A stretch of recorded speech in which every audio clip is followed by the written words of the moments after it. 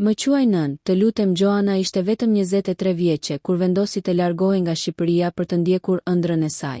Një vendim i vështirë, por i domosdoshëm. Ajo donte t'i siguronte djalit të saj, Jonathanit, një jetë më të mirë. Ish burri i saj, Agroni, e bindi ta linte djalin për disa vite në kujdesin e tij, derisa ajo të stabilizohej jashtë. Në fillim Joana i dërgonte para, dhurata, letra, por vitet kaluan shpejt dhe distanca u bë si një mur i ftohtë mes tyre.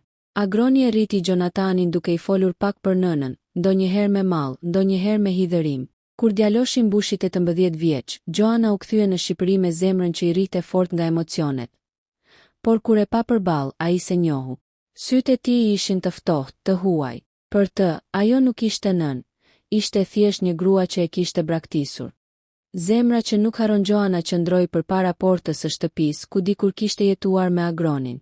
Çdo gjë dukej ndryshe. Obori që dikur mbante aromën e lulediellit, tani ishte mbuluar nga barishtet e egra. Por diçka tjetër edhe mbi më shumë. Mungesa e asaj ndjenje ngrohtësie që dikur e quante shtëpi. Kur dera u hap, përballë saj qëndroi një djalë i gjatë, me sy të ngjashëm me të, por të huaj, të ftohtë, pa shkëlqim dashurie. Ishte Jonathani. Kush jeni ju? E pyeti me ton të qetë, por të distancuar. Zëri i tij i preu frymën. Unë jam nëna jote, Jonathan, përshpëriti ajo me zë që i dridhej. Djali ngriti vetullat i hutuar. Nëna ime ka qenë jashtë për 18 vjet. Nuk e di nëse ajo ekziston më. Fjalët i ran Joanës sigur mbi zemër. Po, biri, isha larg, por kur nuk u largova në shpirt. Çdo natë mendoja për ty. Në atë çast doli Agroni. Tashmë i thinjur, me një fytyrë që mbante gjurmët e viteve, e shikoi me një përzierje faji dhe mbrojtjeje. John, shko brenda, të lutem, i tha djali. Dua të flas me të. Jonathani u largua pa e parë më. E shkatërrove, Joan, tha Agroni me zë të lodhur. Ai nuk të njeh, nuk të beson. Po pse nuk i the kur për mua si që ishte e vërteta? Shpërtheu ajo. Pse nuk i the që çdo muaj i dërgoja para, që çdo letër që i shkruaja ti se lexoje kur me zë? Agroni uli kokën. E bëra për ta mbrojtur. Ai se do ndjenjën e braktisjes. Më urreu për shumë gjëra, po të dija që do të ktheheshe, ndoshta do ta bëja ndryshe. Unë serdha për ty, Agron. Erdhi për djalin tim. Ajo u kthye u largua me hapat që i dridheshin, ndërsa lotët i rëshisnin faqeve. Ditët në vazhdim u bën të gjata. Ajo e ndiqte Jonathanin nga larg. Kur shkonte në universitet, kur ecte me miqt, kur qeshte. Ishte lumtur ta shihte mirë. Por çdo herë që ai kalonte pranë pa e përshëndetur, diçka brenda saj thyhej. Një ditë, ajo mori guximin dhe i shkroi një letër. Ja la në derë, pa e parë. Bir, ndoshta s'mund të kthej vitet që humbëm. Por dua të kthej besimin që s'ta dhash. Do jem këtu, nëse ndonjëherë dëshiron të dish pse u largova. Kaluan ditë, asnjë përgjigje. Derisa një mbrëmje, dikush trokiti në derën e saj të vogël. Ishte ai, e lexova, tha thjesht. Ajo nuk foli, vetëm uli kokën. Pse u largove nëse më doja aq shumë? Zëri i tij kishte më shumë dhimbje se sa zemërim. Ajo mori frym thellë, sepse isha e varfër, John. Sepse nuk mund të të rrisja. Shkova jashtë për të punuar, për të dërguar çdo qindark që fitoja. Doja të kthehesha më shpejt, por çdo ditë më dukej e pamjaftueshme. U bëra rob i ëndrrës që do të jepja më shumë dhe humba më të shtrenjtën. Ty Jonathani u ul, syti u mbushën me lot. Agroni më tha se kishe ikur për dik tjetër. Ajo u ngrys, jo, bir. Asnjëherë. Spata askën tjetër përveç teje. Ai heshti gjatë, pastaj ngriti syt. Nuk e di nëse mund të quaj nën tani, por ndoshta një ditë. Joana buzëqeshi përmes lotëve. Ishte një fjalë që peshonte më shumë se çdo të dua. Ditët që pasuan ishin si fillimi i një stine të re. Ata filluan të takoheshin ngadalë me kujdes. Në fillim pinin kafe në heshtje. Më pas, ai i tregonte kujtime nga fëmijëria që ajo si kishte përjetuar. Ajo qeshte dhe qante në të njëjtën kohë. Një mbrëmje ndërsa po dilnin nga një kinema, ai e mori për dorë për herë të parë. Mos më lër më, i tha thjesht. Ajo ja shtrëngoi dorën fort. As nëse më urdhëron Zoti, në atë çast ajo e kuptoi se dashuria e një nëne nuk vdes, vetëm pret. Dhe ndonjëherë, edhe pas 18 vitesh, një më quaj nën është mrekullia që ja vlen gjithë jetën. Kujtime që duhen rindërtuar. Jeta e Joanës ndryshoi sërish. Por këtë herë jo përmes aratisjes, përmes durimit. Ajo jetonte tani në të njëjtin qytet me të birin, në një apartament të vogël me qira në katin e 5. Prej nga shihte çdo mëngjes dritat e universitetit ku studionte Jonathani. Ishte e mjaftueshme. Për herë të parë pas shumë vitesh, ndjente që e kishte afër. edhe pse ende jo plotësisht në zemër. Çdo mëngjes i dërgonte mesazhe të vogla. Mos haro shallin, ka erë. Suksese në provim, John. Të kam gatuar byrek, e lash në derë. Në fillim ai nuk përgjigjej. Vetëm pas javësh nisi të shkruante shkurt. Faleminderit. E mora. Ishte i mirë. Por për Joanën këto 3 fjalë ishin si rreze drite që qanin errësirën e 18 viteve bosh. Një pasdite, ndërsa po e priste jashtë auditorit, pa që ai dilte me një vajzë. Ishte një fytyrë e qeshur, me flokë të kuq dhe sy të ngrohtë. Kur ajo e përqafoi Jonathanin, Joana uli kokën me një buzëqeshje të trisht. Ajo vajzë jepte të birit atë që ajo se kishte dhënë dot. Pranin. Më vonë atë mbrëmje ai trokiti në derën e saj. Mami, tha për herë të parë ngadalë si dikush që teston një fjalë të huaj. Ajo ngriti syt dhe trupi u drodh. Nuk e kishte dëgjuar atë fjalë që kur ai ishte foshnjë. Po bir, doja të prezantoja me dik nesër. Është vajza që dua, fjalët i erdhën si dhurat nga qielli. Jo vetëm që ai e quajti mami, por edhe ftoi në botën e tij. Të nesërmen ajo veshi rrobat e saj më të mira, megjithse zemra i dridhej. Kur e pa që vinte me vajzën se mbajti dot lotin. Mami, kjo është Elira buzëqeshi. Kam dëgjuar shumë për ju. Johnny thot që keni kaluar shumë, por jeni një grua e fortë. Joana i zgjati dorën, por vajza e përqafoi.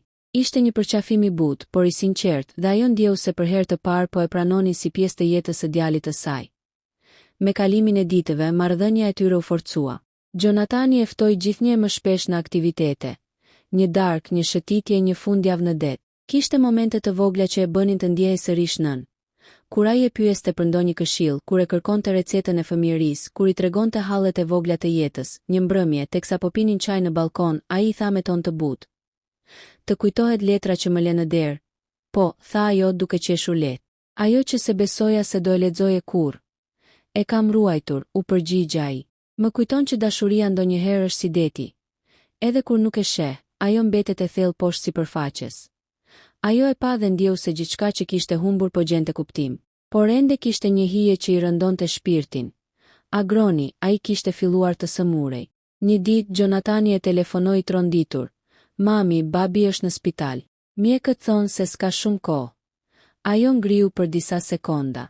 Ishte njeriu që ja kishte marrë djalin, por edhe ai që e kishte mbajtur gjallë në mungesën e saj.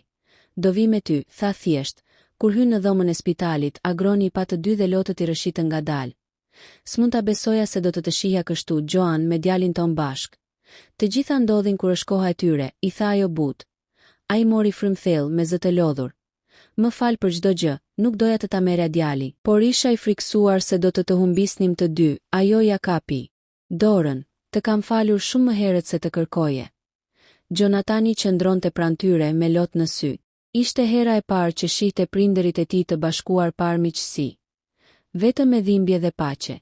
Aty në atë dhomë spitali, ai kuptoi se dashuria s'është gjithmonë perfekte. Por është e vërtetë. Kur Agroni mbylli syt për herë të fundit, Joana e përqafoi Jonathanin fort. Ai na la një dhuratë, i pëshpëriti. Mundësinë për të filluar nga e para. Fillimi një jete të re pas vdekjes së Agronit. Shtëpia që dikur kishte qenë burim dhimbje u kthye në vend pajtimi. Joana nuk e priste, por Jonathani këmbënguli që ajo të zhvendosej atje. "Është shtëpia ku ke lënë kujtimet e tua," i tha. "Është koha ti rikthesh." Ajo pranoi, edhe pse çdo mur, çdo dritare i kujtonte diçka. Një natë, ndërsa po pastronte dhomën e vjetër të djalit, gjeti një kuti druri nën krevat.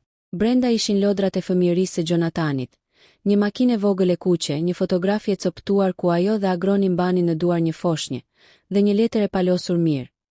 "Nëse ndonjëherë më mungon, kujto që të dua edhe nga larg. Mami." Lotët i mbuluan sy.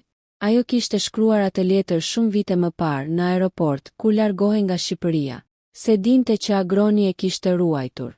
Ndoshta në mënyrën e tij, edhe ai kishte dashur ta mbronte kujtimin e saj. Ditët kalonin ngadalë, por me qetësi. Jonathani vinte shpesh. I pëlqente të hante gjellët e nënës që si kishte shijuar kurrë më parë. Shpesh në darkë rinin në verandë dhe flisnin me orë. Ai i tregonte për punën, për ëndrat, për planet e tij me Elirën. Ajo dëgjonte dhe ndjente se çdo fjalë e tij ishte një pjesë që plotësonte boshllëkun e viteve të humbura. Një mbrëmje ai tha papritur: "Mami, dua të kërkoj diçka." "Çfarë, zemra ime?" "Dua që në dasmën time të jesh ajo që më shoqëron deri tek altari." ajo ngriti sytë e befasuar, po. Asnjë njeri tjetër se meriton më shumë. Ti ke ecur shumë rrugë për të ardhur këtu. Dua të jesh pranë meje në atë ditë. Ajo s'tha asnjë fjalë. Thjesht e përqafoi fort, dhe ai ndjeu se në atë përqafim kishte gjithë dashurinë që koha se kishte do të vrarë. Dita e dasmës erdhi me diell e qetë, e mbushur me aromë lulesh. Joana kishte veshur një fustan të thjesht blu, duart i dridheshin, por zemra i rrihte me krenari. Kur Gjonatani i zgjati krahun dhe i tha, "Gati, mami", ajo ndjeu se jeta i kishte kthyer gjithçka që i kishte marrë. Në çdo hap që bënte drejt altarit, ajo kujtonte çdo vit që kishte humbur, çdo natë që kishte qarë, çdo lutje që kishte bërë në heshtje. Dhe tani i biri i saj, burri që kishte luftuar për ta kuptuar, e udhëhiqte me dashuri. Kur ceremonia mbaroi dhe duart e të sapomartuarve u bashkuan, Joana qëndroi në fund të sallës, me sytë e mbushur me dritë. Elira ju afrua dhe i përshpëriti në vesh. "Faleminderit që rrite një njeri si ai", ajo qeshi me lot në sy. "Jo, bia ime, ai më rriti mua." Në mbrëmje kur festa mbaroi, Joana doli në verandë. Qielli ishte i pastër dhe yjet ndriçonin si premtime të reja. Nga brenda dëgjoheshin të qeshurat e Gjonatanit dhe Elirës, zërat e miqve, muzika e gëzimit. Ajo ngriti kokën dhe përshpëriti. "Faleminderit Zot që më dhe kohën për t'u kthyer." Një fllad i lehtë i preku flokët dhe ajo ndjeu sikur zëri i agronit i përshpëriste nga larg. "Tani mund të qetësohesh. Familja jonë është sërish bashk." Në atë çast, Joana buzëqeshi me paqe. Nuk ishte më nëna që iku, por nëna që u kthye. Dhe ndoshta kjo ishte fitoria më e madhe që mund të arrijë dashuria. Të rikthehet, të shëroj, të lulëzoj sërish.